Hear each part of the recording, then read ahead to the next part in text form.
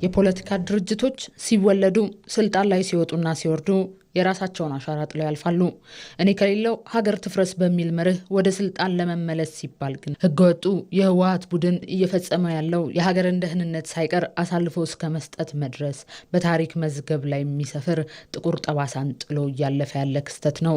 የቡድኑ የሀገር ሉዓላዊነትን የመገዳደር የዘወትር አፍራሽ አካሄድ ዛሬም የኢትዮጵያን ሉዓላዊነት ለመዳፈር ከሚጥሩ ታሪካዊ ጠላቶች ጋር በፈጠረው ጋብቻ ቀጥሎበታል። ይህ የቡድኑ መንገድ አዲስ አካሄድን የተጠየፈና ህልውናውን ለማትረፍ ከምንም የማይመለስ መሆኑን የሚያረጋግጥ ጭምር ነው። ጠላት የሚለው አገሩን ነው። ሀገሩን ጠላት ካረገ በኋላ በሀገሩ ጥቅም ላይ ስትራቴጂክ ዲስአድቫንቴጅ ያላቸውን ኃይላት ይሰበስባል። በሀገሩ ጥቅም ላይ ለምሳሌ ግብፅን ብንወስድ ዘላቂ ጥቅሟ እንዴት ይከበራል ሌላ ጉዳይ ነው፣ ሳይንቲፊክ በሆነ መንገድ። የነሱ አቋም ግን ምንድነው? ኢትዮጵያ ላይ ያለው አቋም ይታወቃል። ስለዚህ ትንሽ ከዚህ አካባቢ የሚወረወር ድንጋይ ብርም ባገኝ ተብሎ ይጠጋል ማለት ነው። የተቻለውን ሁሉ ያደርጋል፣ አሽከር ይሆናል ማለት ነው። ከኢሳያስ ጋር ካለ ኢሳያስ የኤርትራ እድገት በትግራይ ውድቀት ላይ ነው፣ ጥፋት ላይ ነው የሚመሰረተው ብሎ የሚያምን ጭንቅላት ያለው ነው። ኤርትራውያን አላልኩም፣ ኢሳያስ ሻቢያ እንደዚህ አይነት ሐሳብ ነው ያለው። በዚህ ሐሳብ የሚራመድ ነው። ያቃል ደግሞ ይሄ ማጥፋት ካለበት ደግሞ ከነሱ እንደሚጀምር ያቃሉ። እሱም ያቃል እነሱም ያቃሉ። ከዛ በኋላ የሚመጣውን ነገር አይቶ የሚንቀሳቀስ ኃይል አይደለም። አሁን ስለ ህዝብ፣ ስለ ኢትዮጵያ ህዝብ፣ ስለ ትግራይ ህዝብ የሚያስበው አንዳችም ነገር የለም። ዛሬ የኤርትራ መንግስት ምናልባት ኤርትራ እኮ አሁን እየፈለጋት ያለው በዛ መውጫ ባገኝ እኮ ነው። የትግራይ ህዝብ አሁን ሊደብቀው አይችልም። በጦርነቱ ጊዜ የትግራይ ህዝብ ነው ኃያል።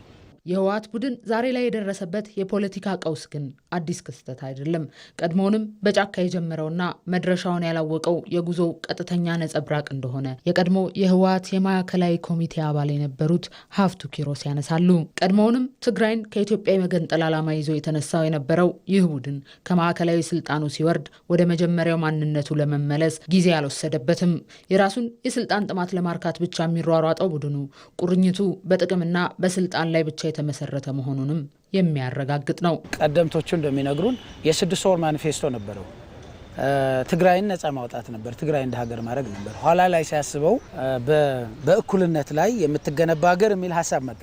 በእኩልነት ላይ ኦኬ፣ በእኩልነት ላይ ሀገር መገንባት ኢዝ ጉድ። አሁን እየሄደ ያለው ሀገር የማፍረስ ስራ አሁን የጀመረው ኢሚዲየት ያሁን ውጤት ነው ብዬ ስለማላስብ ነው። አሁን ፖዝ አድርጎት የነበረ ሀሳብ አሁን ኦን ያደርገው ነው የሚመስለኝ። እንደዚህ አይነት አገር የማፍረት ስራ ተይዞ ነበር። ምርጫ እኮ ከምንም በላይ ትግራይ ነበር የሚያስፈልጋት አሁን አይደል? ኦኬ፣ በየ5 ዓመቱ ህገ መንግስታችን በየ5 ዓመቱ ምርጫ እንድናካሄድ ይፈቅዳል፣ ያዛል። መፍቀድ ብቻ አይደለም፣ ከዛ ውጭ እንትን የለም፣ ኮንትራት የለም ከ5 ዓመት ውጭ። ይሄ ህገ መንግስት ደግሞ ኢትዮጵያውያኖች ያጸደቁት ነው። በተለይም ደግሞ እነዚህ ሰዎች ደግሞ በከፍተኛ ሁኔታ የተሳተፉበት ነው። አሁን ግን ለዚህ ህገ መንግስት ተገዢ አይደለም። የኢትዮጵያን ዴሞክራሲያዊን በላቸው ሌሎች ተቋማትን በሙሉ አፍርሶ ኢትዮጵያዊነትን ገደል ለመክተት እና ኢትዮጵያን ተበታትና ብትንትና ያለች ሀገር እንድትሆን ለማድረግ የሚሰራ ስራ ነው። የህገወጡ የህወሓት ቡድን ለዓመታት በሀገር ውስጥና በውጭ ሲሸርባቸው የነበሩ ሴራዎች ዛሬ ላይ ግን መጨረሻቸው ውድቀት ሆኗል። የራሱን የስልጣን ጥማት ለማርካት ሲል ሀገርን ለማሸበር፣ ሰላምን ለመንፈግና የዜጎችን ደህንነት አደጋ ላይ ለመጣል የሄደበት ርቀትና በትናንትናው ዕለት በቡድኑ የሐሰት ትረካዎች ሰለባ ነኝ ባይነት ተደናግረው የነበሩት እንደ አውሮፓ ህብረትና አሜሪካ ያሉ ሀገራት እንዲሁም ዓለም አቀፍ ድርጅቶችን ጨምሮ ዛሬ ላይ የጉዳዩን እውነተኛ ገጽታ በሚገባ እንዲገነዘቡትና ጭምብሉ ተገልጦ ትክክለኛ ገጹ እንዲታይ አድርጎታል።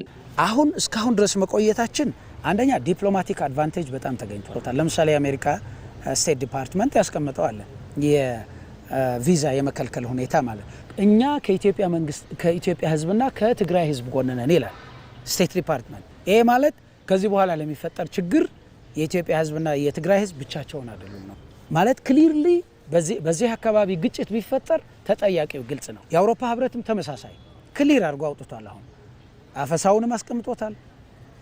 ወታደራዊ ስልጠናዎችም ዝግጅቶች፣ የጦርነት ዝግጅቶች የኢንተርናሽናል ኮሚኒቲው ይሄንን ኃይል በደንብ ግልጽ ሆኖለታል። አሁን በጣም ግልጽ ነው ለሁሉም።